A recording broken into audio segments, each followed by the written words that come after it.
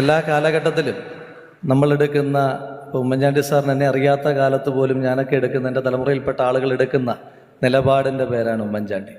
ഓരോ വിഷയത്തിലും എന്താണ് ഉമ്മൻചാണ്ടി സാർ ഈ വിഷയത്തിനകത്ത് പറയുന്നത്, പാർട്ടിക്കകത്തുള്ളതായാലും പുറത്തുള്ളതായാലും ഈ വിഷയത്തിൽ സാറിൻ്റെ നിലപാട് എന്താണ് എന്നതിനോട് ചേർന്ന് നമ്മുടെ നിലപാടും പരുവപ്പെടുത്തിയിട്ടുള്ള ആളുകളാണ് ഇവിടെ ഇരിക്കുന്നവരെന്നുള്ള ബോധ്യം എനിക്കുണ്ട്. ഇപ്പോൾ അദ്ദേഹത്തിൻ്റെ മരണശേഷം നിരവധിയായ അനുസ്മരണ സമ്മേളനങ്ങൾ ഉണ്ടായിട്ടുണ്ട്. ആ അനുസ്മരണ സമ്മേളനങ്ങളിലെ ഏറ്റവും മികച്ച സമ്മേളനമായി എൻ്റെ മനസ്സിലേക്ക് തോന്നുന്നത് അദ്ദേഹത്തിൻ്റെ അവസാനത്തെ യാത്രയാണ്.